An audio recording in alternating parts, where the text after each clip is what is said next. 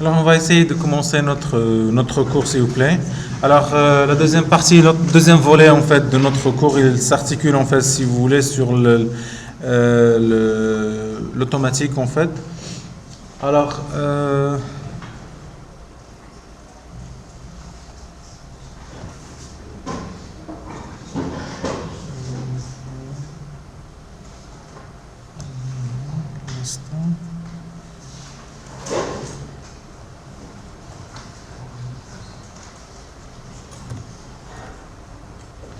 automatique, bien sûr, et commande, en fait. En fait, c'est différent un petit peu de ce qu'on a vu auparavant. Alors, auparavant, on a vu, bien sûr, l'électronique analogique, en fait, l'électronique numérique, plutôt l'architecture des ordinateurs. C'était un cours vraiment spécial au niveau électronique numérique. Alors, on va faire... Aujourd'hui, c'est un petit peu différent, en fait. Ça veut dire qu'on va aller vers l'avant, ça veut dire qu'on va aller vers un système tel que ce que vous voyez au niveau de la diapositive, alors, en fait. Alors, ce que vous avez au niveau de la diapositive, alors, on a un un processus, en fait, c'est assez souvent ce qu'on a au niveau de l'industrie.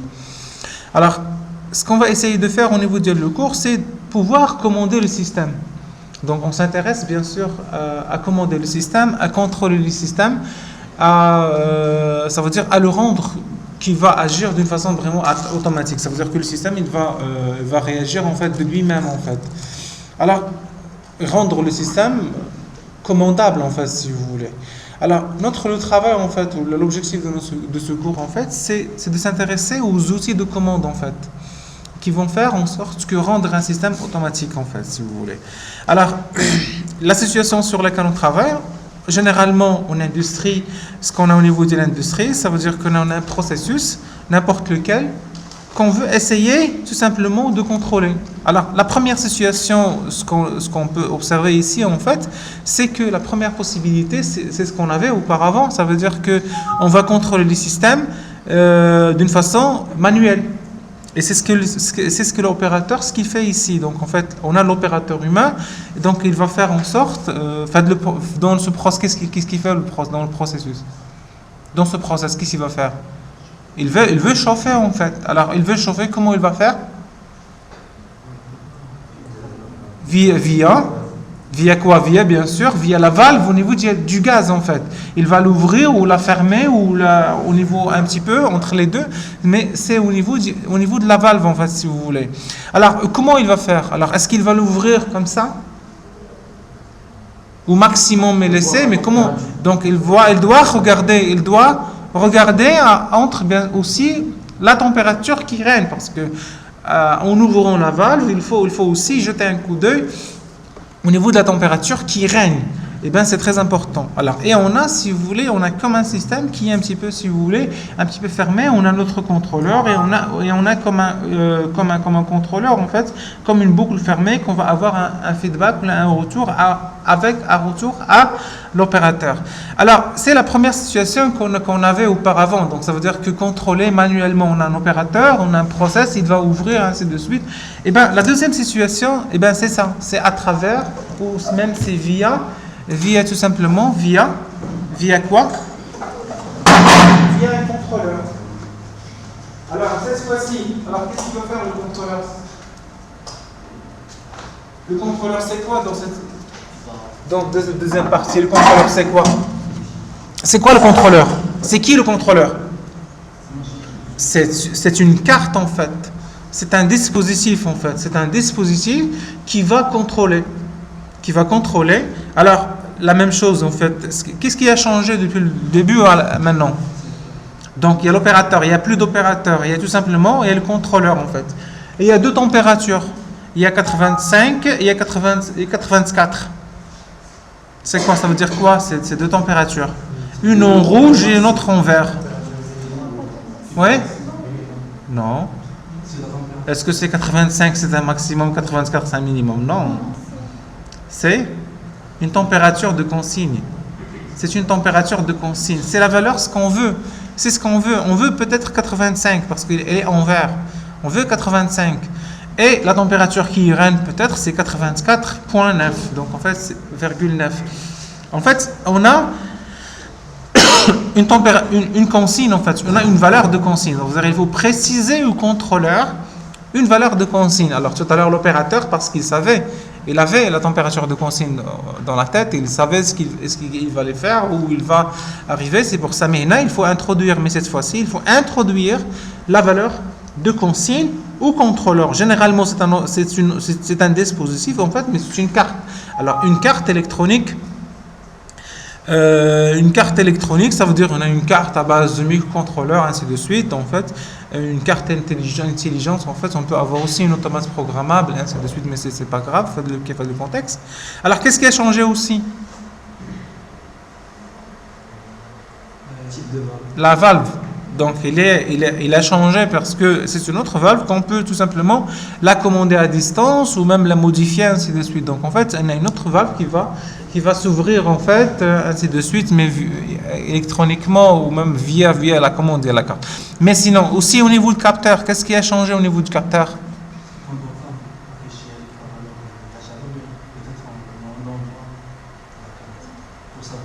Mais on peut aussi afficher la valeur, mais on peut aussi, parce qu'on peut imaginer au niveau du process, au niveau des process réels, mais il faut aussi afficher, même c'est que mais, par besoin de sécurité, tout simplement, parce qu'il faut avoir une idée de la température, mais on doit afficher quelque part. Faites-le cas dans ce contexte, en fait.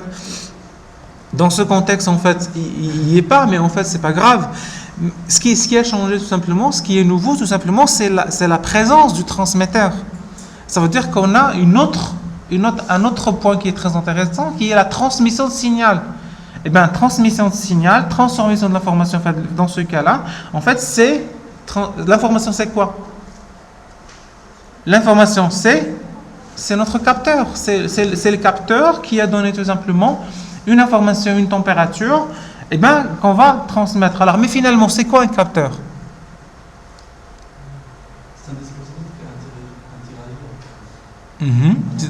C'est un dispositif qui interagit avec l'environnement, non? Oui. Oui, très bien, mais en fait, non, pas c'est la transmission, ça c'est la transmission. Alors, un capteur, c'est un dispositif qui transforme un phénomène physique en un signal électrique. Ben, c'est ça.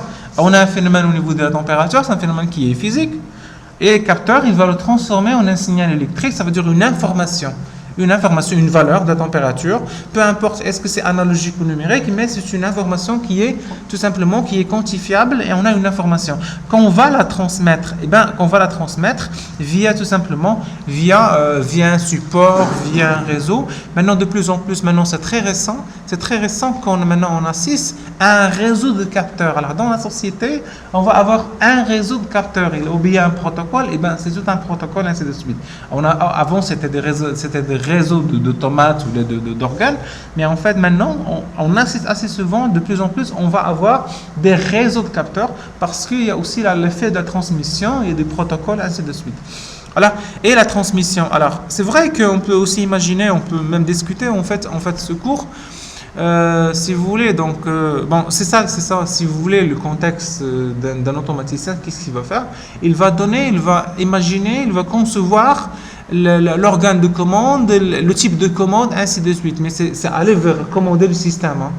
Donc, c'est normal, il n'y a pas, on va vers la fin apercevoir en fait que c'est une chaîne en fait de traitement d'information. Il n'y a pas que de l'automatique en fait. Il y a de l'électrotechnique, du moment qu'on a des moteurs, ainsi de suite. Il y a le traitement de signal, la preuve, on a une transmission de signaux. Alors qu'il y a des transmissions de signaux, alors il faut adapter, filtrer le signal, parce qu'on peut imaginer au niveau d'une société qu'il y a juste à côté, il y a des moteurs, il y a des bruits, donc l'information il est un petit peu biaisée ou la même bruitée, donc il faut la filtrer, il faut la modélisation, parce que du moment qu'on va transmettre, il y a des protocoles, en fait, des protocoles de transmission.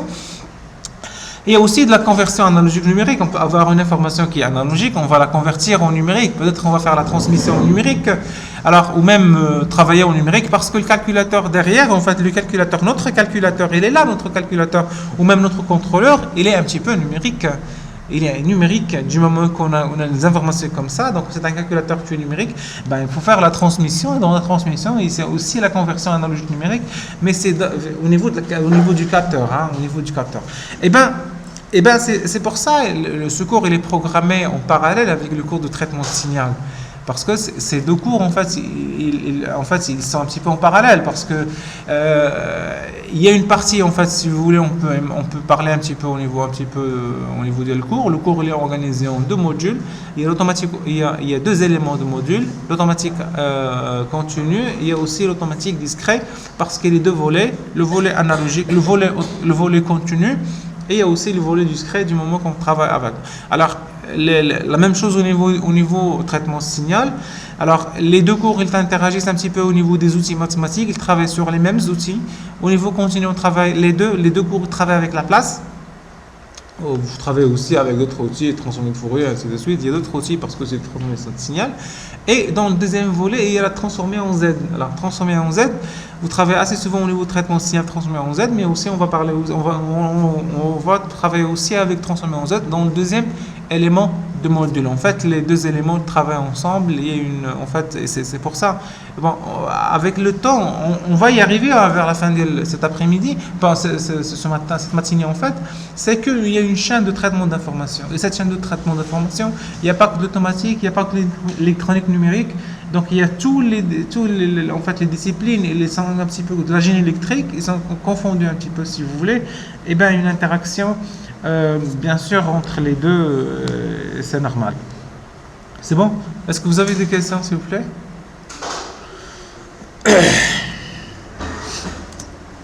Alors, premièrement, on va essayer de voir, on va essayer d'introduire un petit peu, expliquer un petit peu quelques mots, ou même de la jargon au niveau automatique. Donc, c'est des mots qu'on va essayer de travailler. On va, à chaque fois, on va faire appel à ces principes ou les mêmes ces mots, mais en fait, il faut avoir une idée.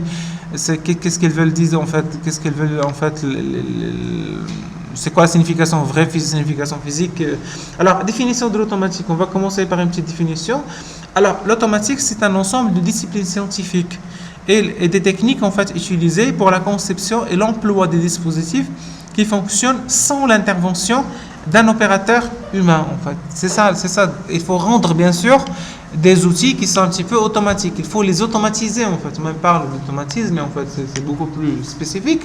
Mais en fait, c'est rendre une chaîne tout simplement automatique en fait, automatisée, l'automatiser.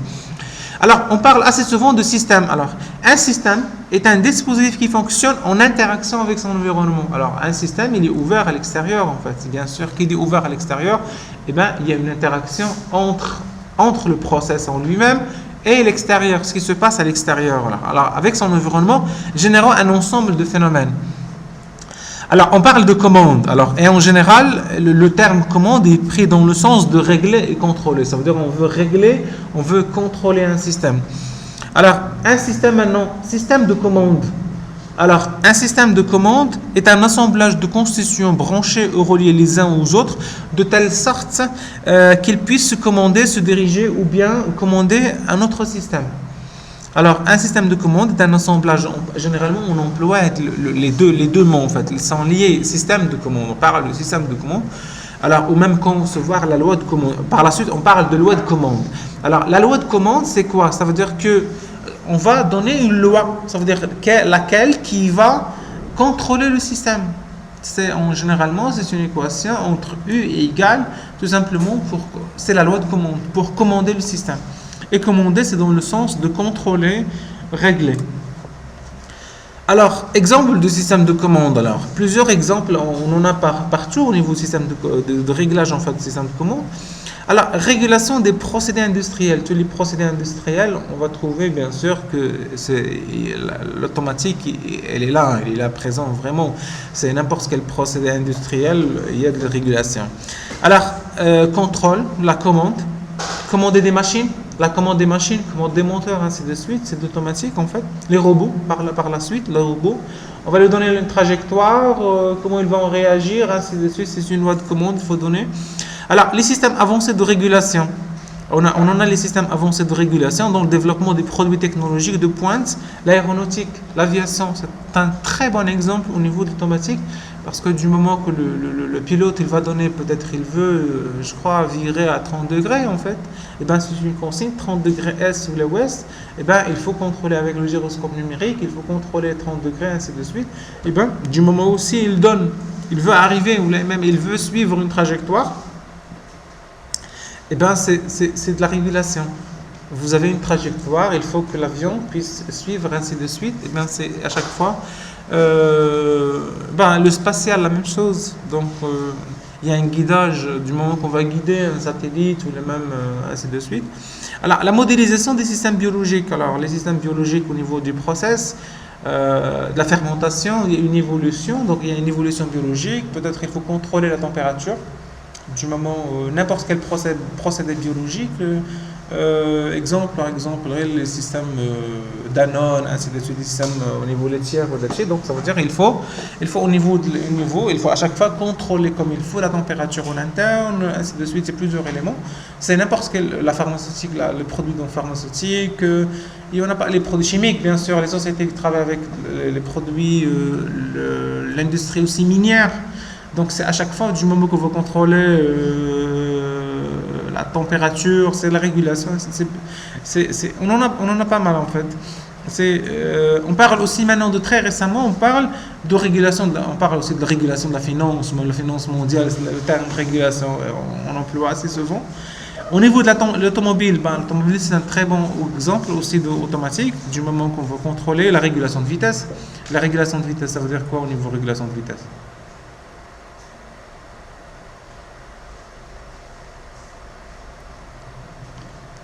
Est-ce que vous avez déjà expérimenté l'aspect du moment que vous fixez le régulateur de vitesse? Alors, qu'est-ce qui se passe au niveau régulateur de vitesse? Oui.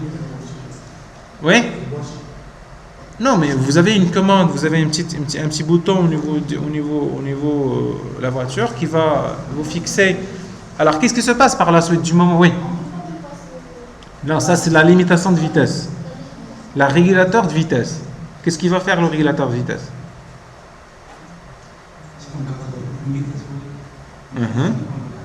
On donne par exemple le 100. Qu'est-ce qui se passe? Oui, il fixe. Alors, du moment que, je ne sais pas, vous êtes sur une descente, qu'est-ce qu'il va faire la voiture?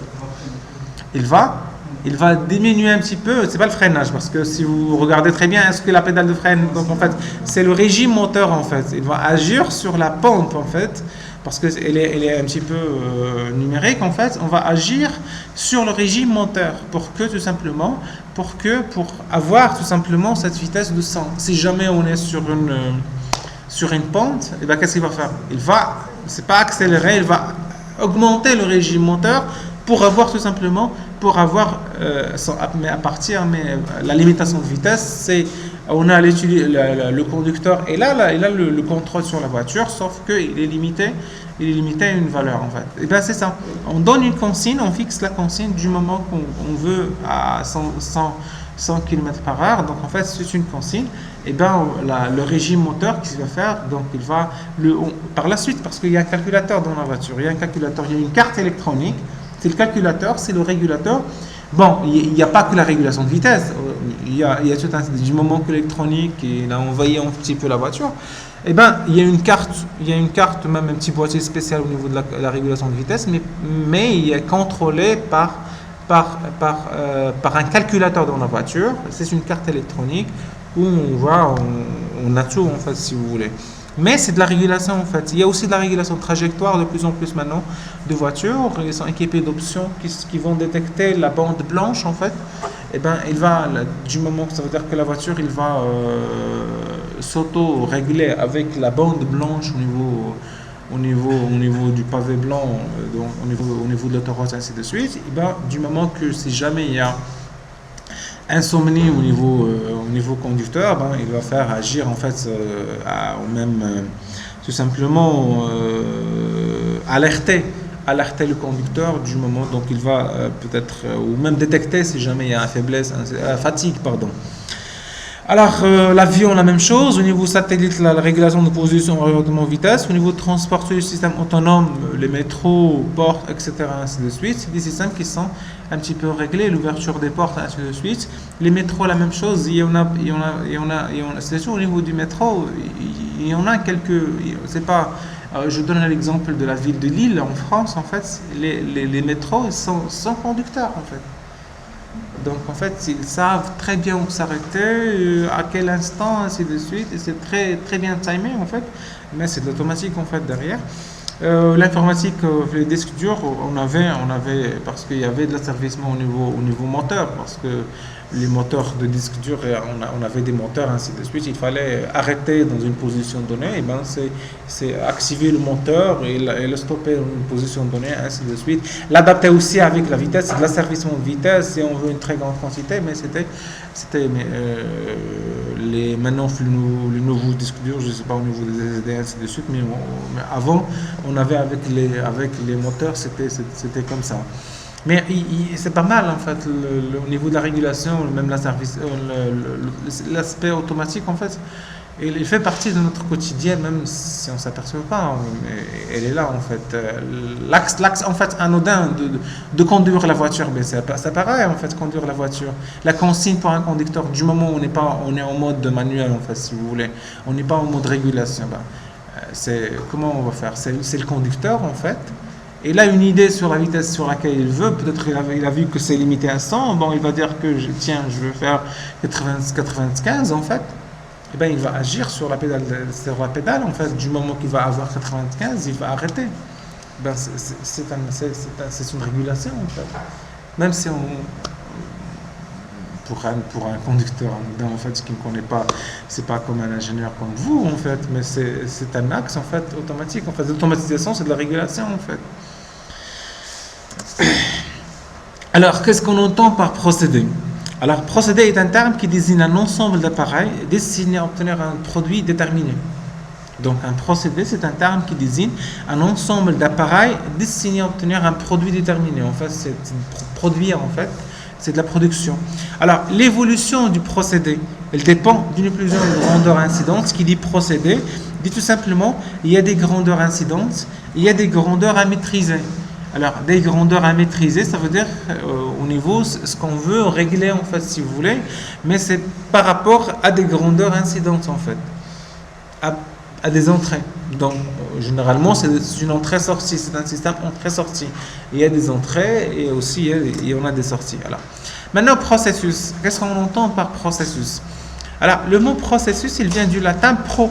Ça veut dire au sens vers l'avant, aller vers l'avant, et de cessus, ça veut dire céder, aller marcher, ou ça veut dire que aller vers l'avant. Ce qui signifie aller vers l'avant, ça veut dire avancer. Et bien c'est normal, on a un processus, c'est un phénomène qui va aller vers l'avant, il va évoluer si vous voulez, c'est ce qui nous intéresse en fait. Il va évoluer avec le temps. Et ben ce qui rend tout simplement, c'est un phénomène qui est physique, tout simplement. Il va évoluer. Alors, un ensemble d'activités ou un ensemble d'activités corrélées ou interactives qui transforment des éléments d'entrée en des éléments de sortie. Enfin, si vous voulez, c'est une autre définition de processus. C'est un ensemble d'activités corrélées ou interactives qui transforment des éléments d'entrée en des éléments de sortie. En fait, c'est des éléments d'entrée, ça veut dire des entrées.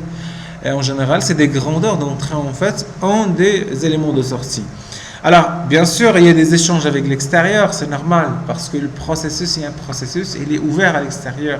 Il est en interaction avec l'extérieur, avec ce qui se passe en extérieur. Et bien, c'est vis-à-vis des entrées, vis-à-vis des sorties, on a un résultat parce qu'on va produire, parce que c'est ça le processus, on va produire, il va évoluer, donc il y a une matière première qui va évoluer, donc c'est un processus. On va lui donner des entrées, on va avoir bien sûr des sorties, et bien le processus, il est ouvert à l'extérieur et on échange avec l'extérieur ou même avec l'utilisateur si vous voulez. Alors il y a aussi des ressources avec autres processus. On peut imaginer que le processus aussi, il est en interaction avec d'autres processus. Et bien, il y a via des échanges, bien sûr, de ressources. On peut aussi s'échanger des ressources, en fait. Alors, les signaux associés aux entrées sont généralement notés. Alors, là, au niveau de notation, c'est très important parce que au niveau automaticien, comme j'ai dit, expliquer un petit peu, on essaie un petit peu d'expliquer ce jargon au niveau automatique. Et bien c'est pareil au niveau notation, si vous voulez. Alors en automatique, on travaille bien sûr avec des notations. Alors du moment qu'on parle de grandeur d'entrée-sortie, alors on va noter les grandeurs d'entrée-sortie. Alors c'est comme du moment qu'on va parler avec un système entrée-sortie, ça veut dire que c'est comme une boîte noire, si vous voulez. Voilà, du moment où on parle d'entrée-sortie, ça veut dire une boîte noire où on a des entrées, alors, et on a aussi des sorties. Alors, les entrées qui sont appelées U, généralement c'est les commandes U. Les sorties c'est Y. Alors, on peut avoir aussi c'est U1, U2 jusqu'à UN. Ça veut dire qu'on a un vecteur, si vous voulez. Donc, on a un vecteur construit par plusieurs valeurs. La même chose au niveau des sorties, c'est Y1, Y2, c'est un vecteur au niveau des sorties. Donc, c'est notre système, notre processus, si vous voulez.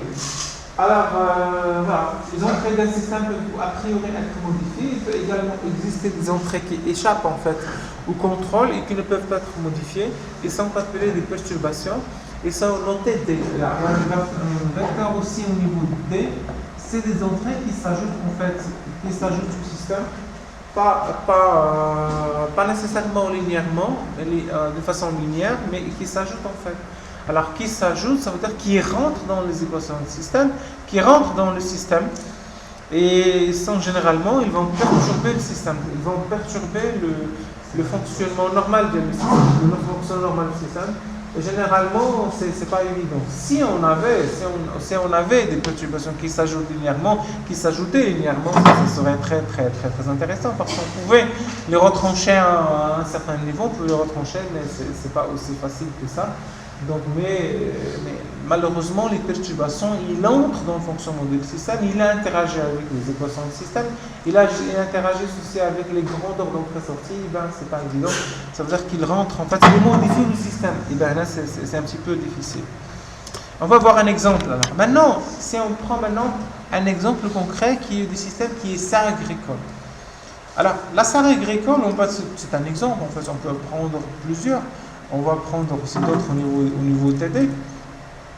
Alors, la serre agricole, c'est un système qui est très intéressant, en fait, si vous voulez. Alors, qu'est-ce qu'on veut au niveau pour la serre agricole?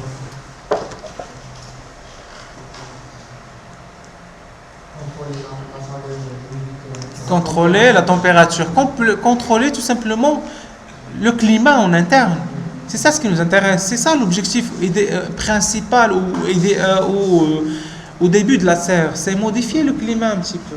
Modifier un petit peu le climat pour tout simplement le commander en fait. C'est très simple. Peut-être à un moment donné au niveau des périodes au niveau d'année, il fait très froid.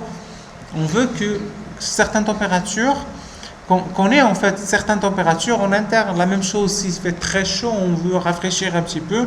Et bien, c'est pareil en fait. Donc, l'idée, c'est de modifier un petit peu le climat en interne de la serre agricole. C'est ça l'objectif. Alors,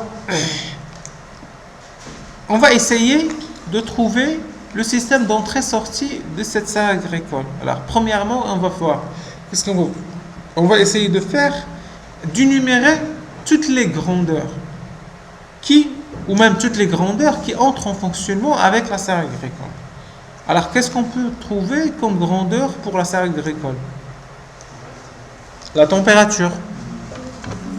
La température. Est-ce que c'est la température interne ou la température externe? La différence. Pardon. C'est quoi la différence entre les deux? Ça veut dire quoi la différence entre les deux? On regarde la température interne par rapport à l'externe. Voilà, on veut régler la température, régler la température par rapport à ce qui se passe en extérieur. Ce qui se passe bien sûr en extérieur, c'est ça? C'est ça l'objectif en fait. Oui, donc on a la température interne. Oui, qu'est-ce qu'on a aussi encore? L'humidité. Interne ou externe? Donc on a les deux, pardon, je m'excuse, on a les deux. Niveau température, on a les deux. Pour l'humidité non, l'humidité interne ou externe? Non, il faut faire attention. On essaie d'énumérer toutes les grandeurs qui entrent en jeu au niveau de la serre. On n'est pas plus cas de qu'est-ce qu'on va faire ou pas, mais on essaie d'énumérer, donner toutes les grandeurs qui entrent en fonctionnement de la serre agricole. Alors, on a l'humidité. On va prendre les deux, parce que les deux interagissent au niveau pour la serre agricole. C'est l'humidité interne et l'humidité externe. Alors, qu'est-ce qu'on a aussi comme autre grandeur? La pression atmosphérique, elle est là, la pression. On ne peut pas... si on veut même la modifier ou la contrôler, il faut un dispositif qui est assez costaud, parce qu'on est dans un cas que on a une serre agricole, c'est limité que par une paroi qui soit verre ou même du plastique, ainsi de suite. Ça veut dire qu'on ne touche pas, on ne modifie pas trop la pression. Oui. Le rayonnement solaire, tout simplement, parenthèse, le solaire, carrément, c'est le soleil, pardon.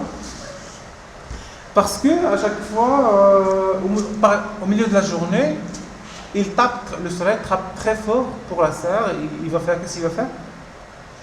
Il va chauffer la serre. Qu'est-ce qu'on a aussi comme autre grandeur?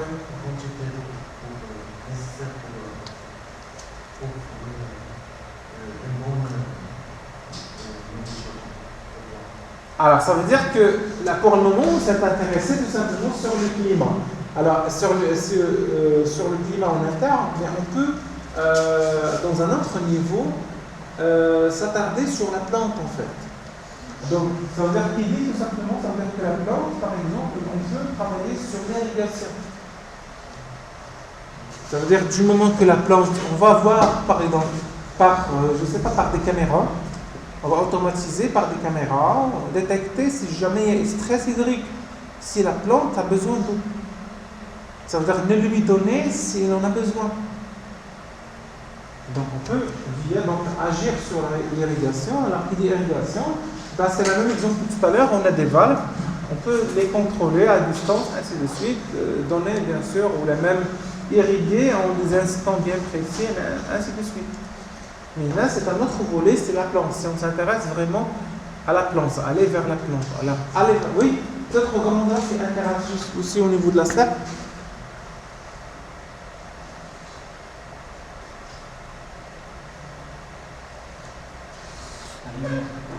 Bon, la lumière, elle est un petit peu... la serre, elle est transparente, mais au niveau de la lumière, c'est pas trop... Oui. Là. La pluie, la neige, le vent. Alors, ces trois termes, lesquels qui interagissent avec la serre? Le vent, en fait, la neige, il fait très froid. La pluie, c'est la même chose au niveau de l'irrigation, c'est au niveau de la plante. On ne peut pas la contrôler parce qu'on un petit peu, mais bon. Mais le vent, par contre, le vent, c'est un élément qui est très intéressant parce qu'il y a beaucoup de vent, c'est pas, il faut peut-être. Oui? D'autres grandeurs?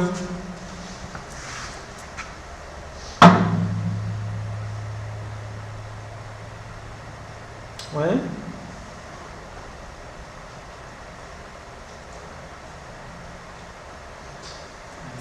Oui?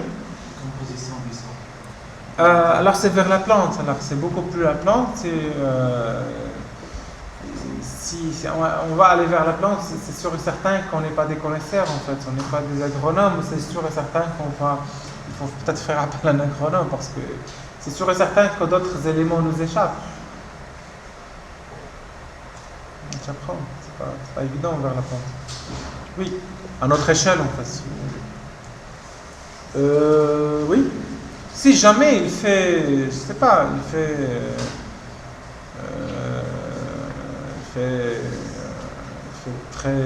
très chaud. au milieu de la journée, on veut chauffer davantage. S'il fait très chaud en interne, la serre, et on veut un petit peu, il fait très, il est fait un petit peu frais au niveau à l'extérieur, qu'est-ce qu'il faut faire? On peut ouvrir. Regardez, la serre est équipée de grands, en fait, de moteurs qui vont ouvrir tout simplement. Donc on peut aussi agir sur, voilà, ouvrir. Qu'est-ce qu'on a aussi? Qu'est-ce qu'on peut aussi rajouter comme paramètre? Oui. Alors c'est la plante, c'est vers la plante. Alors c'est la plante, ça veut dire qu'il a besoin au niveau, je sais pas, c'est la plante.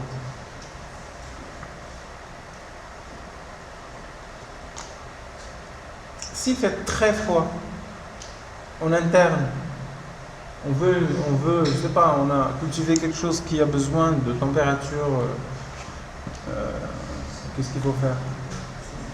Il faut chauffer.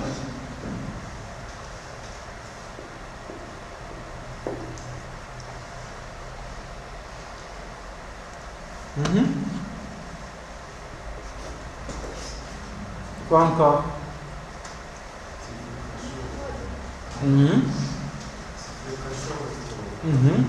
Il faut? Bon, c'est la clim en fait. Parfois la nuit,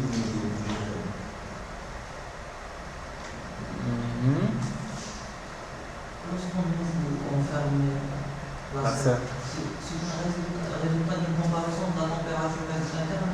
On ne peut pas le considérer comme laquelle? L'ouvrant.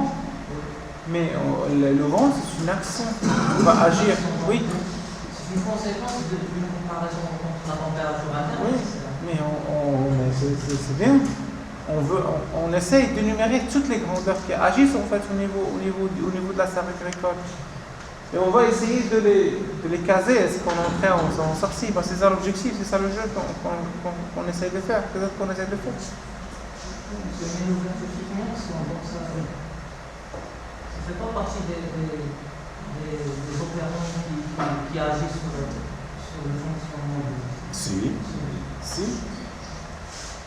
C'est en ouvre. Et le climat qui change. C'est bon. Si on ne voit pas les serres, c'est qu'on peut sortir. Ça va faire une Oui, mais on va essayer que c'est minime. Alors, si jamais la culture elle a besoin d'un climat humide, il y en a des cultures qui sont la banane, elle a besoin d'humidité, d'un climat qui est humide, très chaud et humide. D'où la présence de la hausse de la serre et on a besoin d'humidité. Alors, qu'est-ce qu'on va faire? C'est des brumisateurs. C'est des brumisateurs, des systèmes qui jettent un petit peu à une très grande pression des gouttelettes en fait d'eau. Ça consiste tout simplement, ils vont rafraîchir en fait. Ils font du moment où c'est corrélé en fait. Si vous voulez, si la température augmente, l'humidité diminue. Si l'humidité augmente, la température diminue. En fait, on peut tout simplement travailler sur des brumisateurs. J'ai vu ça dans à l'été, oui. Donc, oui, à l'été, on est au niveau de la Mecque, en fait. Au niveau de la Mecque, vous remarquez au niveau de la Mecque, il jette un petit peu parce que pour diminuer la température. La même chose au niveau de la France, en fait, au milieu de la journée. Donc, il y a des brumisateurs. Des fois, quand c'est fait très très chaud, où les gens sont un petit peu éloignés de la plage, et ainsi de suite. Il y a des brumisateurs. On va jeter tout simplement pour. Mais c'est assez spécifique. Alors, qu'est-ce qu'on peut aussi rajouter? Bon, ça dépend. On va prendre la serre telle qu'elle est, en fait. Alors, c'est vrai que les serres, maintenant, ils ont un petit peu évolué parce qu'au départ, c'était tout simplement, c'était de concevoir un habitacle en plastique, tout simplement, pour augmenter. Automatiquement, c'était la température, il va augmenter de façon pour éviter leur gel, ainsi de suite.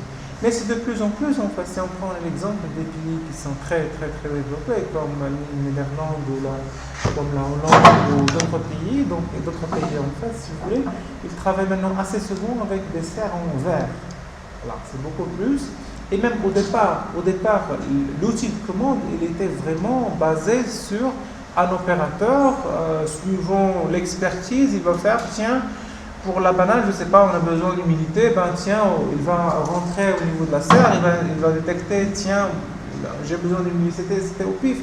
Mais de plus en plus, il y en a des calculateurs, des outils d'automatique programmable qui vont faire ça d'une façon automatique, avec des capteurs bien sûr, là, du moment qu'on va installer plusieurs capteurs au niveau de la serre, on peut le faire tout simplement. On peut imaginer de le faire vraiment de façon automatique. C'est pas évident, je trouve que la serre, c'est ça qui est un petit peu complexe. Alors, qu'est-ce qu'on peut imaginer aussi comme autre grandeur? Au milieu de la journée, du moment que le soleil tape très fort, pour diminuer un petit peu la température, qu'est-ce qu'on peut imaginer? Les systèmes de rideau. Il y a des systèmes de fer,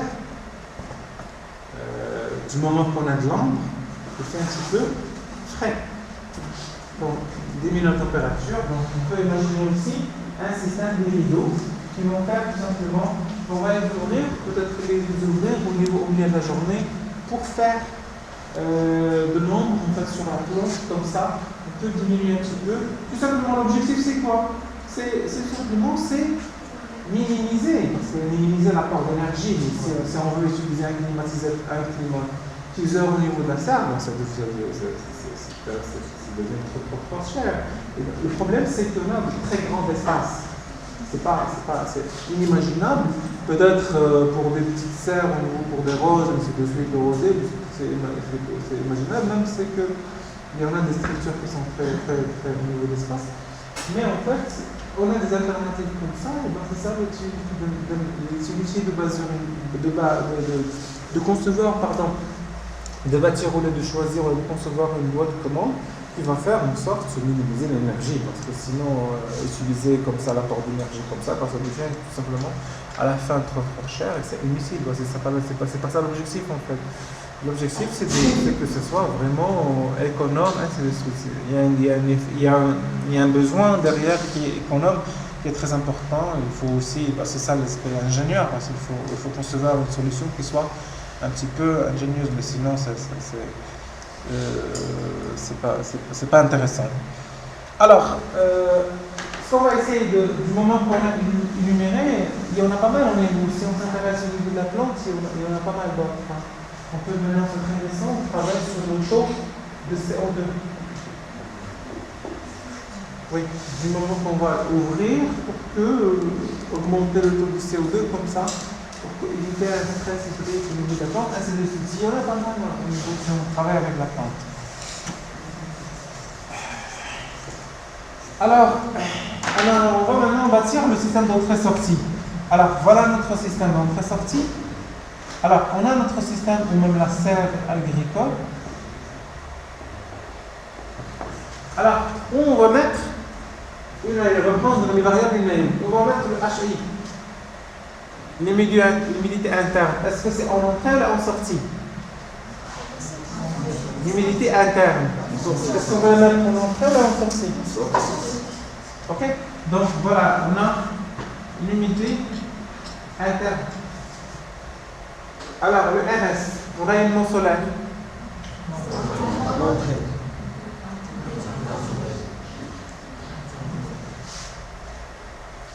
Oui? Le RS. Entrée-sortie ou perturbation? C'est une perturbation. Donc le RS, et là le RS. Il va s'ajouter sur le système. On a le système et il s'ajoute sur la salle agricole. Maintenant le vent. C'est une. Voilà, il s'ajoute bien sûr le vent. Alors la température interne. C'est une sortie. Alors TE, la température externe. C'est une C'est une entrée, très bien. C'est un élément perturbateur. Vous réglez la température interne alors qu'il fait très chaud à l'extérieur. Ben, il ne faut pas oublier que c'est du verre ou là, carrément c'est du plastique ou là, ben, il y a une interaction entre l'extérieur au niveau des bords. Il y a des phénomènes d'échange en fait, d'échange des phénomènes de convection, voilà, d'échange tout simplement. Si vous voulez, on peut donc entre l'extérieur au niveau des parois. Alors, ce qui fait que la température externe, c'est quelque chose qui est tout simplement qui est perturbateur. Alors, HE, l'humidité externe. Voilà, c'est pareil. Alors, maintenant, les ouvrants. En entrée ou en sortie. Au élément perturbateur. Si on ouvre, bien sûr, il y a une perturbation. Le climat va changer.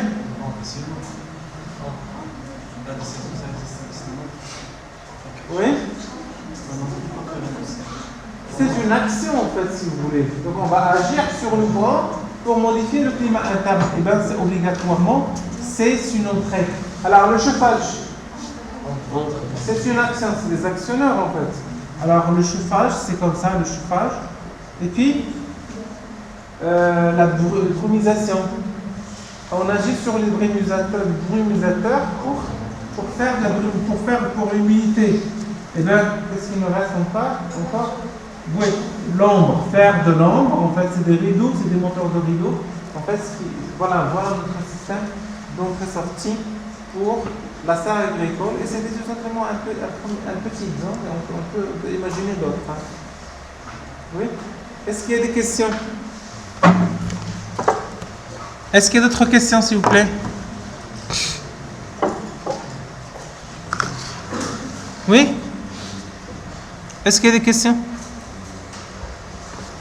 C'est bon?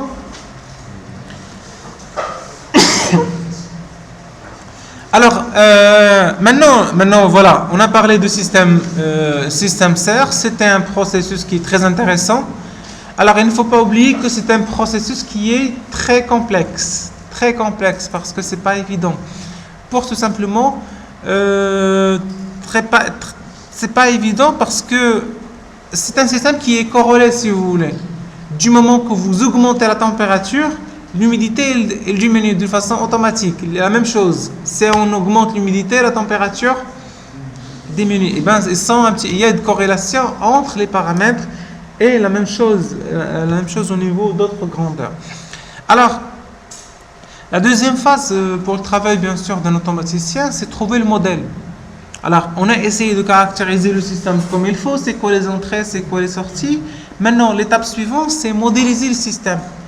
Alors, comment on peut modéliser un système? Alors, premièrement, c'est pourquoi on va modéliser le système. Pourquoi, à votre avis, on va modéliser le système? Pour résoudre le problème. Lequel? Lequel problème?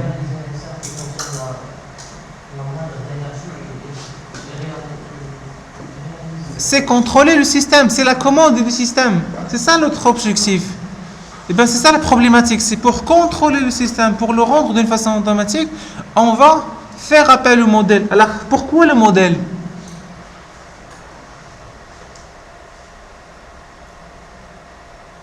Un bon modèle, il va... Oui? Qu'est-ce qu'il va faire? Il va représenter le système. Donc un modèle de la serre, il doit tout simplement décrire. Mais c'est pas que décrire, c'est beaucoup plus que décrire en fait. C'est produire tous les phénomènes physiques qu'on avait. C'est ça à 100%, c'est ça un très bon modèle. Un modèle doit refléter ce qui se passe dans la serre agricole. Et bien, qu'est-ce qu'on va faire? Qu'est-ce qu'on va faire avec? Du moment qu'on a un très bon modèle, qu'est-ce qu'on va faire avec?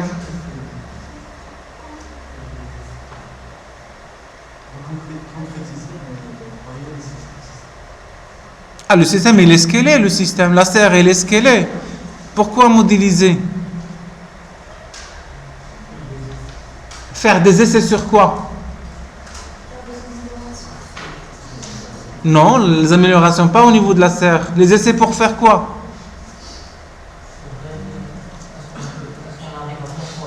Oui, c'est ça, pour vérifier la commande du système. Pour vérifier quel outil on peut faire appel pour commander le système. Faire des simulations, faire des tests, peut-être utiliser le premier outil. Si ça ne marche pas, on va essayer un autre, deuxième, un troisième, ainsi de suite, pour faire en sorte que le système, à la fin, on va avoir tout simplement que, voilà. Mais du moment que c'est bon, du moment qu'on va tester au niveau simulation, que c'est bon, on a le bon outil, qu'est-ce qu'on va faire? On va vers le process réel. Ben, c'est ça.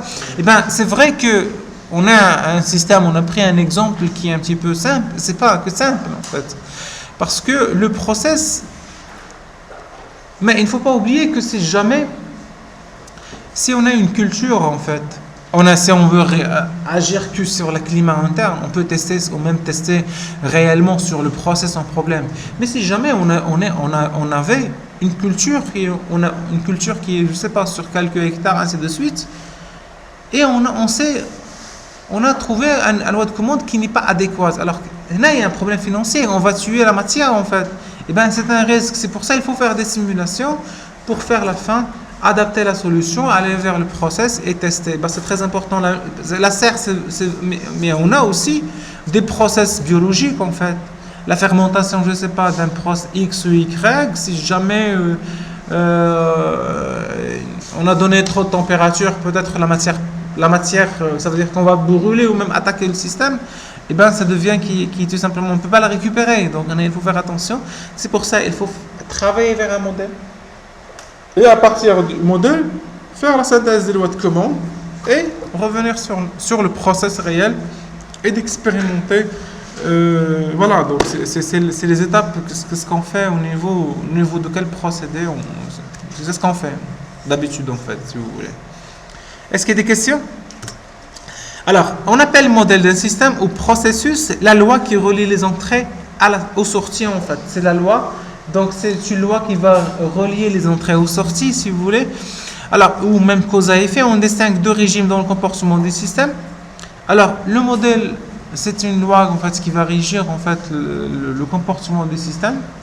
C'est pas évident, c'est pas tout le temps, on peut pas l'avoir tout le temps, mais c'est pas évident. Pour avoir le modèle, comment on trouve un modèle?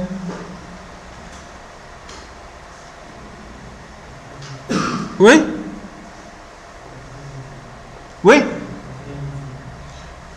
Oui, l'étude de quoi? Avec quoi on va faire cette étude?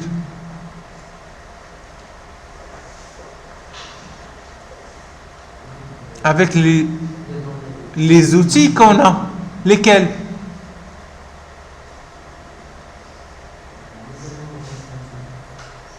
Ah bon, en se basant sur le phénomène. Généralement, on travaille sur les outils qu'on a. Ça veut dire que, par exemple, je sais pas, les principes dynamiques, on a des outils au niveau culture scientifique. On a des outils, si jamais, je sais pas, il y a un déplacement, on a les phénomènes, on a les voitures, ainsi de suite. Il y a des équations mathématiques déjà. Du moment qu'une serre agricole, bon, il faut utiliser les échanges, la différence entre les échanges de température, entrée et sortie. Bon, il faut se baser sur des équations. Généralement, c'est des équations physiques. On va essayer tout simplement de trouver une loi qui régit en fait l'entrée, qui lie l'entrée ou même les entrées ou sorties. Alors, si on a un système qui est multivariable. Alors à part le modèle, en fait, on distingue au niveau comportement des systèmes, on distingue trois régimes. Il y a le régime permanent. Alors le régime permanent, ça veut dire du moment que établi, ça veut dire le système il va s'établir, c'est caractérisant la réponse stabilisée du système à une entrée quelconque. Alors, on va donner une entrée, on donne une entrée, on n'avait pas, c'est-à-dire qu'on a une entrée, le système il va évoluer, mais à un moment donné, il va se stabiliser quelque part. Et bien, c'est le régime permanent. On parle de régime permanent. Alors, le régime transitoire. Alors, c'est un régime transitoire. En fait, cette phase-là, c'est un régime qui est transitoire. Alors, le système, il a passé par plusieurs états avant de se stabiliser quelque part.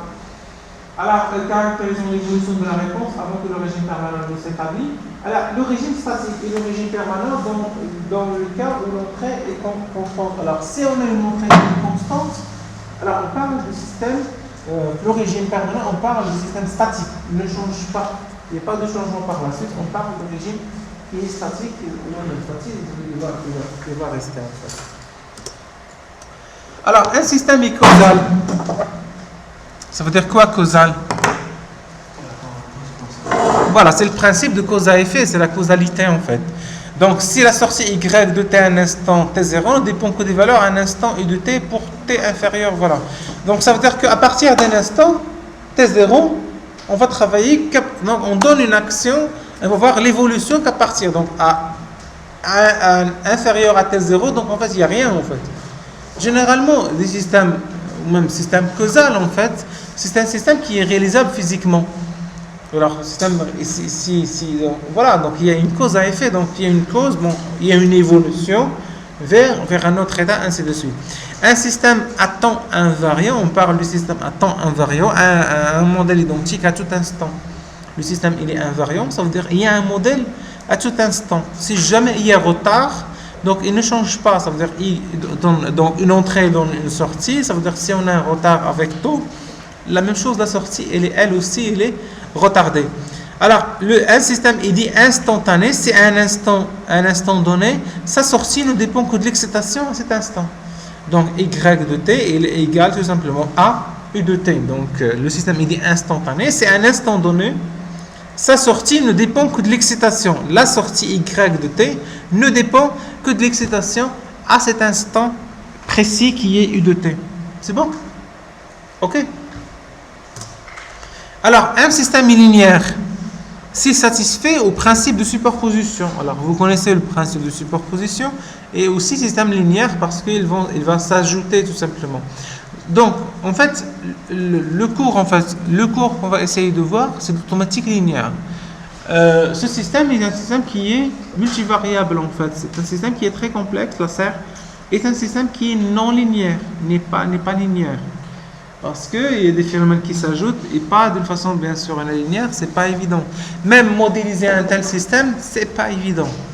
Alors, il faut imaginer, Alors, ce cours traite des systèmes causaux, linéaires et à temps invariant. On appelle ces LSLTI. Donc, les systèmes étudiés sont analogiques, leurs signaux d'entrée et de sortie sont continus à la fois. Alors, les systèmes analogiques, lorsqu'on parle, on peut parler d'automatique continue, d'automatique discret, mais en fait, sous le thème analogique, qu'est-ce qu'on veut dire? Que les signaux d'entrée et de sortie sont continus en amplitude et en temps. Ça veut dire continu en temps ou même en amplitude, il y a aussi une continuité. Ok? Alors, la relation qui lie l'entrée aux sorties est une équation différentielle. Alors, généralement, c'est une équation différentielle parce qu'on va se baser sur des entrées-sorties, des principes fondamentaux, des principes fondamentaux. Et généralement, on obtient des équations différentielles qui lient les entrées aux sorties. Donc, en fait, la loi de le modèle, en fait, généralement, c'est une équation différentielle. C'est très souvent... Bon, c'est une équation différentielle qu'on va essayer de voir ou de régler, d'intégrer par la suite. Hein. Alors, on parle de système statique. On en a parlé tout à l'heure. Donc, système statique, ça veut dire, ou régime statique, ça veut dire lorsqu'on a une entrée qui est, regardez, donc, une entrée, une commande qui est statique, on a regardé le système, il est statique, ça veut dire qu'il est constant. Pendant cette période, s'il y a un changement, la même chose pendant toute la période, il y a un statisme. La même chose ici, donc le système, il est statique, pareil à cet instant-là. C'est bon? Alors, le système dynamique, ça veut dire quoi un système dynamique? Il évolue en fait, il évolue avec le temps, même si c'est un régime permanent, il évolue, donc on a un système qui est tout simplement un système dynamique ou un comportement dynamique, ainsi de suite, c'est plusieurs appellations, plusieurs abréviations. Alors, la caractéristique statique, alors ça veut dire quoi une caractéristique statique d'un procédé, à votre avis?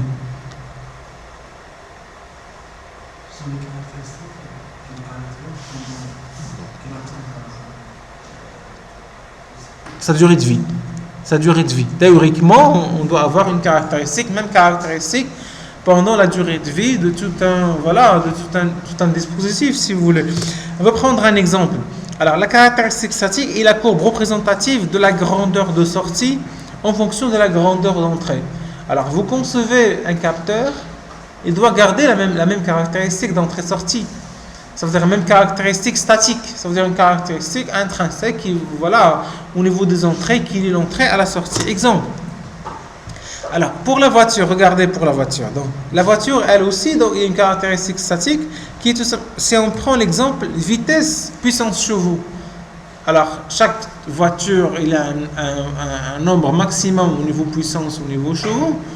Et bien, c'est la même chose au niveau vitesse. Qui dit vitesse 90, ça veut dire qu'il y a une puissance consommée, puissance effective, ainsi de suite, il y a une liaison. Et bien, c'est une caractéristique qui est tout simplement, statique, si vous voulez. C'est vrai qu'à notre échelle, au niveau conducteur, on parle de 90 ou la même 90 ou 80 ou 100, mais pour la voiture, au niveau moteur, en fait, qu'est-ce qu'on a? C'est toujours minute, en fait, c'est des vitesses, ou même vraiment pour le moteur, ou même aussi, on parle aussi de couple, en fait, au niveau couple moteur. Donc, c'est réellement, en fait, si vous voulez, vous fixez, en fait, si vous voulez, au niveau conducteur, vous limitez la vitesse à 100. Alors, mais 100, elle est pour le calculateur, c'est autre chose, en fait. C'est une puissance, peut-être, ou même un couple moteur, ou même une vitesse moteur, vitesse tour moteur qu'il faut tout simplement, qu'il faut asservir. Réellement, c'est ça, parce que c'est ça. Et ben, c'est la caractéristique statique de la voiture. La même chose au niveau de transmetteur de pression, si on peut imaginer un capteur de pression. Maintenant, de plus en plus, dans les voitures récentes, on a une indication au niveau tableau de bord, au niveau ordinateur de bord, la pression qui règne en fait dans les pneus. Parce que je crois même à un certain limite vraiment, la voiture peut-être même elle ne peut pas démarrer ou là carrément, donc à un certain vraiment degré qui soit vraiment très très très faible. Bon, déjà de la voiture il vous donne une idée de ce qui se passe en fait. Donc on a de plus en plus en fait. Mais la caractéristique statique du capteur, qu'est-ce qu'il va faire? C'est la pression en bar, même si c'est signifié en millibar, mais en fait c'est pour un pneu en fait c'est en bar, avec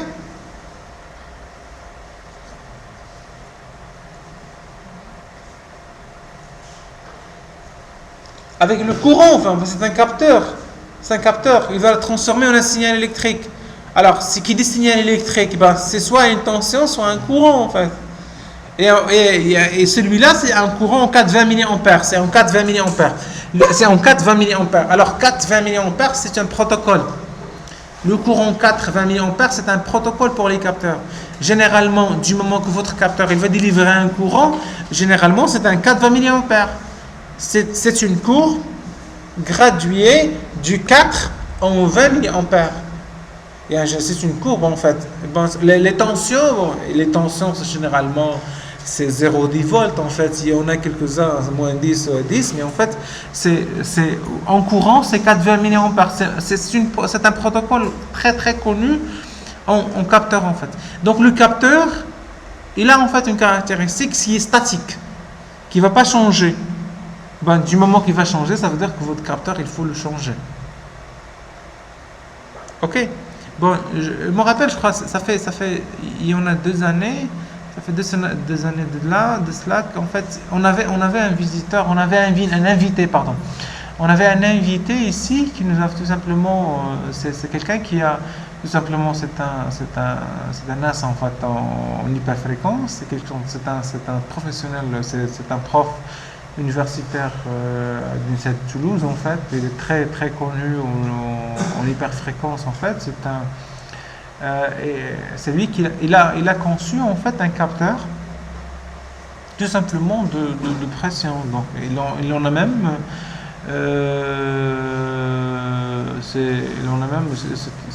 il y avait breveté, c'était breveté en fait. Donc, c'était breveté. Donc, au niveau de la valve, au niveau de la pression, au niveau du pneu, il y avait tout un système tout simplement électronique qui va tout simplement via, je sais pas, je me rappelle plus, c'était Wi-Fi, de Wi-Fi ou là même des guidons, je sais pas, je me rappelle plus. Donc, il y avait des guidons qui vont tout simplement aller vers le capteur, vers le calculateur de la voiture et par la suite afficher au conducteur la valeur réelle. Je crois qu'il travaillait avec Perry ou même, je ne me rappelle plus, c'était Michelin, mais c'était tout simplement, c'était une valve électronique où il a conçu un capteur avec qui va transmettre tout simplement. Mais c'est de plus en plus en fait, c'est de l'électronique. En fait, l'électronique c'est de plus en plus maintenant, on va la voir au niveau de la voiture. Et bien derrière il y a des calculateurs. Alors chaque capteur en fait, il y a une caractéristique statique si vous voulez. Alors le gain statique, alors du moment que c'est statique, alors le gain c'est la variation. Alors la variation de la sortie sur l'entrée, ben, c'est pas grave. Alors l'erreur statique. Alors c'est très important l'erreur en fait, c'est ça ce qu'on veut, c'est ça ce qu'on va faire tout le temps. C'est comparer la consigne à la valeur réelle en fait, à la valeur réelle capturée ou même mesurée. Et bien c'est un écart qu'on va essayer de faire quoi est-ce pour l'écart? De le minimiser. L'idéal c'est que cet écart il tend vers zéro en fait, il reste en fait vers zéro. Mais voilà cet écart. Donc le système il est stable et on parle aussi, on travaille bien sûr là sur l'erreur statique. Alors pourquoi statique? Parce qu'on travaille sur un régime qui est le régime statique ou même le régime permanent en fait. Ce qui nous intéresse c'est beaucoup plus c'est du moment que c'est le régime permanent, ben c'est statique. C'est la différence entre la consigne et la mesure en régime bien sûr permanent. Alors, notion de boucle en fait. Le principe est d'en acquérir une information présente sur les sorties et de l'utiliser judicieusement pour le modifier les sorties en fait. La notion de boucle en fait, ça veut dire quoi? On en a parlé depuis le départ, au début la première diapositive en fait.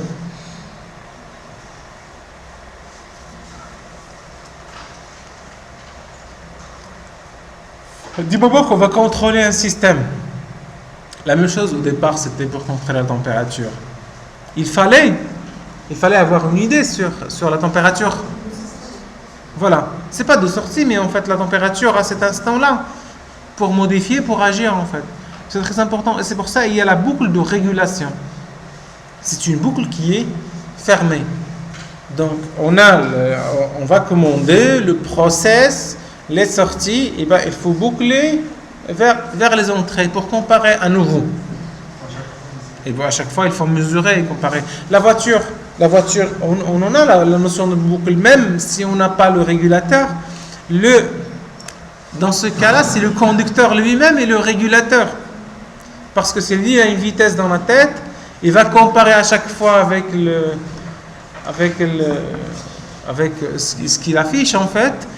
Du moment que c'est bon, sinon il va agir aussi sur la pédale de vitesse pour mettre plein d'énergie, ainsi de suite. C'est bon. Dans ce cas-là, c'est le conducteur, c'est lui-même le régulateur, ainsi de suite. Sinon, c'est bon. Alors, en fait, il y a deux boucles en fait. On peut imaginer aussi qu'on a une boucle ouverte, on a une boucle fermée et boucle ouverte. On en parlait de boucle fermée. On peut aussi travailler avec une boucle ouverte. Alors, ça veut dire que les observations, ça veut dire quoi une observation? On parle d'un terme qui est technique, jargon automatique, ça veut dire quoi? Les observations.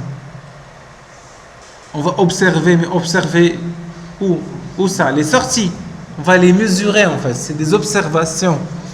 Donc on va mesurer les sorties. En fait, l'observation n'est pas celle de la grandeur à maîtriser. On parle là de système tout simplement en boucle ouverte. On peut imaginer que vraiment on a voilà, donc on n'a pas une idée. En fait, il y a une réservoir d'eau à température fixée a priori, mais en fait, on ne peut pas modifier ainsi de suite. Alors, boucle fermée. Alors, douche personnelle, ça veut dire douche personnelle. Ça veut dire qu'on a une action sur le mitigeur, en fait. Il y a l'eau. Voilà. Il y a notre capteur qui est tout simplement. Il y a des capteurs. On en a parlé tout à l'heure que l'automatique, on en a partout, en fait. Il y a le capteur qui est au niveau de la peau. On va sentir est-ce que c'est trop chaud, trop froid ou c'est ambiant, c'est parfait. eh ben, on va agir sur le mitigeur. Mais sinon, si vous êtes dans un jacuzzi, alors vous fixez la température avec numériquement, bah, c'est notre histoire. Mais sinon, eh ben, il faut le faire manuellement. Alors voilà, donc en fait, voilà, on en a besoin d'une boucle fermée pour faire tout simplement, pour faire cette boucle fermée. Alors, qu'est-ce qu'on a dans cette boucle fermée? Alors, premièrement, on fixe bien sûr notre consigne. Alors, qui dit bien sûr fixer la consigne, alors il y a le régulateur. Alors, dans le régulateur, c'est réfléchir en fait, c'est réfléchir et agir. Alors, dans le régulateur, il fait aussi la comparaison. Le régulateur, il va faire la comparaison. Pour agir tout simplement, pour donner une commande. Une commande, agir, ça veut dire sur des actionneurs, sur un actionneur. Alors, l'actionneur, il va donner une grandeur qui est réglante. Au niveau de quoi? Il va la donner au niveau du procédé. Alors, dans le procédé, c'est générer, c'est aller vers l'avant ou même générer un produit. Le procédé il est ouvert, c'est un système qui n'est pas isolé en fait, il est ouvert à l'extérieur, et bien il y a des perturbations qui vont s'ajouter. Alors les perturbations en fait, ils vont modifier un petit peu la commande en fait, ils vont la modifier, et bien qu'est-ce qu'il faut faire? Il faut observer au niveau de la sortie, observer par un capteur, mesurer la mise en forme aussi, et aussi transmettre. On peut avoir aussi des capteurs qui soient déportés un petit peu. Et bien il faut aussi transmettre et aussi transmettre au régulateur l'information pour la comparer. C'est bon? C'est une chaîne, la chaîne de régulation. C'est la boucle fermée. On en a besoin de la boucle fermée pour tout simplement pour cette chaîne fermée. Alors, en notation mathématique, si vous voulez, en notation automatique, alors, généralement, la consigne, elle est notée W. On note la consigne par W. Alors, le régulateur ou le correcteur, c'est C, correcteur. Il va agir, il va donner, bien sûr, en fait, il va donner des indications, le terminal Y, il est un petit peu là. Alors, c'est un organe de réglage, parce qu'il y a plusieurs réglages, en fait. Alors, il y a des éléments, des KI, en fait, si vous voulez. Alors, on peut agir sur ces organes de réglage pour tout simplement pour donner une action au niveau du procédé. Alors, au niveau du procédé, alors, c'est vrai que alors, le comparateur, on le note comme ça. Le comparateur, on peut aussi rajouter ici plus et ici moins pour faire une comparaison. La même chose ici, donc, on a un plus ici à ce niveau parce que c'est des perturbations qui vont s'ajouter. Alors, est-ce que c'est correct le schéma que vous avez là sous les yeux? Est-ce que c'est correct en fait?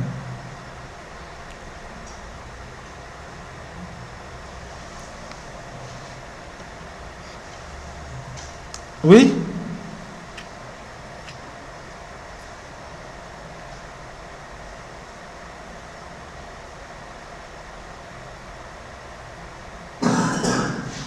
Oui?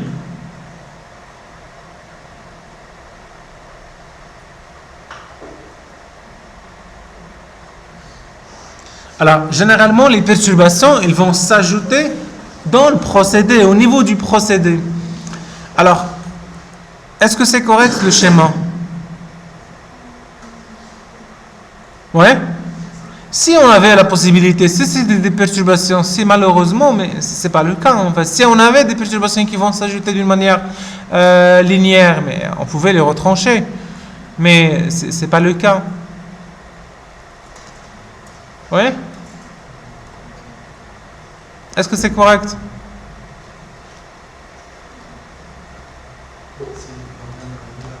Non.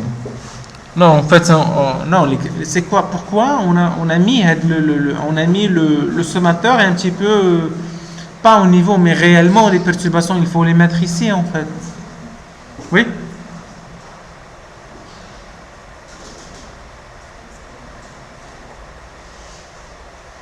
Est-ce que ce genre de perturbation il existe ou pas?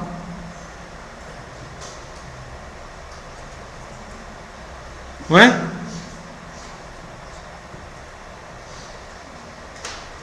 C'est des perturbations qu'on peut les qualifier de systématiques. Ça veut dire quoi?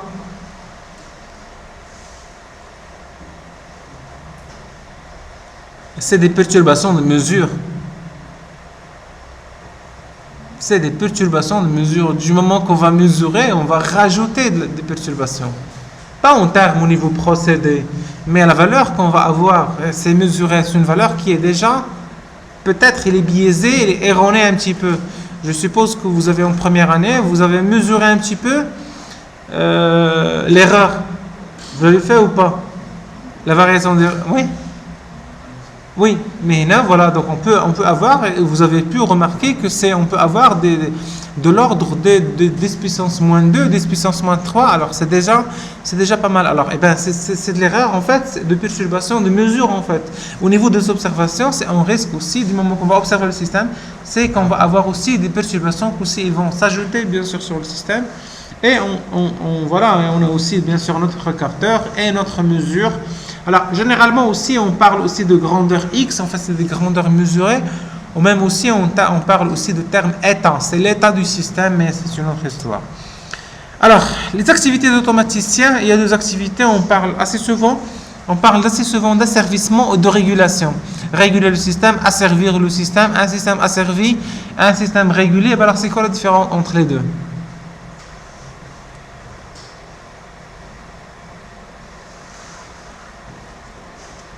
Oui?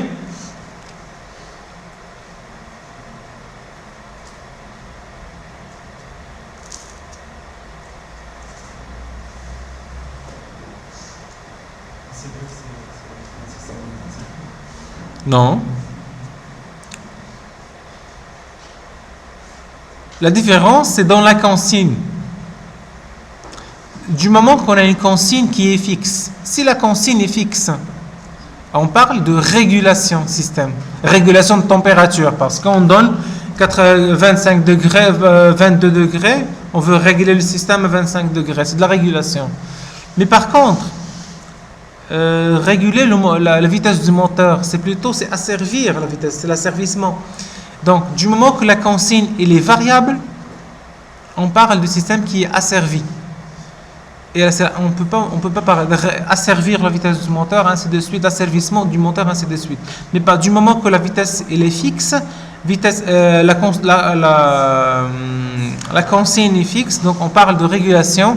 La consigne variable, alors, asservissement. Ok? L'avion, c'est un système qui est asservi parce que c'est sur le temps qu'il y a un changement, ainsi de suite.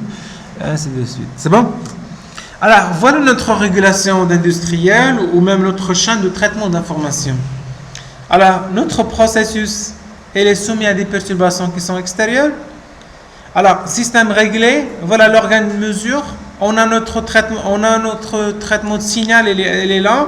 Il va mesurer le signal, il va filtrer, il va quoi? Il va transmettre, transmission de signal. Et on a notre automatique, il est là, c'est valeur de consigne, organe de régulation, concevoir l'outil de commande, concevoir la loi de commande, ainsi de suite, c'est d'automatique. Et bien, organe de contrôle, c'est donner des actions, c'est de l'électrotech, c'est des moteurs, ainsi de suite. Et bien, c'est de l'électrotech, des cartes aussi, où les mesures, c'est les cartes en fait. L'électronique numérique, elle est aussi là, parce que c'est la carte en fait qui va mesurer le calculateur, ainsi de suite. L'électrotech, c'est l'apport d'énergie, ou même si vous voulez. Et bien, c'est toute une chaîne de traitement d'information et on parle aussi de termes de régulation industrielle. C'est bon? Alors, et on a, c'est la circulation d'informations, processus vers, c'est une chaîne comme ça, circulation d'informations, ainsi de suite. Alors, est-ce que vous avez des questions, s'il vous plaît? Est-ce qu'il y a des questions?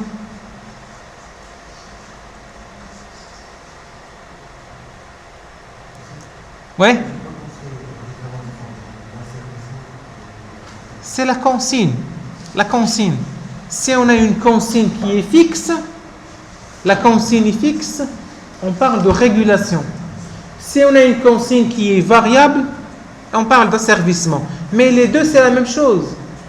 Mais sauf au niveau, en termes techniques, consigne fixe, régulation, consigne variable, asservissement.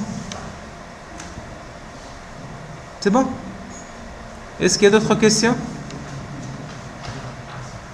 Oui? Alors, c'est